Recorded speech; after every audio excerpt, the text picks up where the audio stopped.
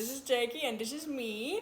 We have some stories of the things that they wouldn't allow us to have in the polygamous cult that we were born and raised in. So, there was a lot of things we couldn't have, but one of the things we wanted to talk about today was a cell phone.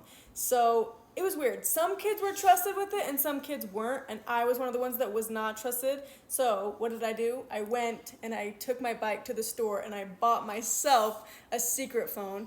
I figured out how to slowly get money out and to pay for my phone. And Verizon Wireless had this deal where it was $20 a month for texting. And so when I figured this out, I had a bunch of friends who wanted to do the same thing. So I became the phone dealer for a lot of my friends. They would give me their cash, and then I would go bike over to Verizon. Or at this time, I think I was driving you guys to and from school, so I would run to the Verizon store and then come back, and I would make sure that they had service on their phones. Mm-hmm. But I wonder if you had the same hiding spot. I would hide my phone under my mattress.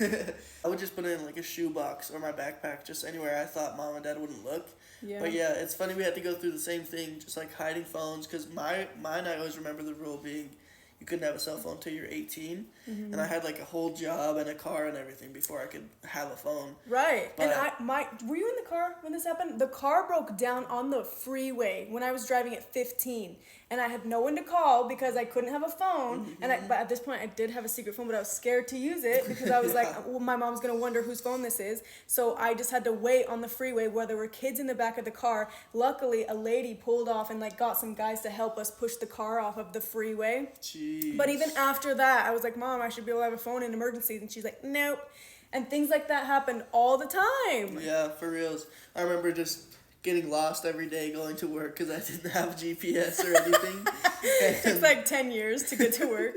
Yeah, and I wasn't the dealer, but I actually had one of my friends who was buying everybody phones, just like you said, and they figured 2 or 3 times they found out, and I just got in so much trouble. Yeah, did you always have to keep your phone on silent? Or turn it off? Silent, and then one time I left it off silent, and that's the time I got in trouble. You're like, whose phone is that?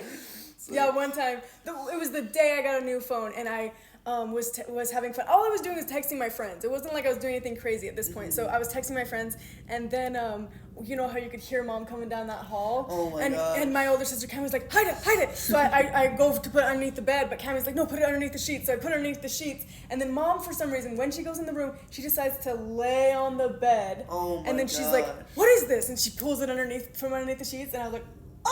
It just got caught in random ways. It's because God was talking to them. Yeah, God was telling them for sure. Yeah, let us know if you want to hear any more stories of the things that we had to hide from our parents in the polygamous cult. One of the things, actually, before we end this,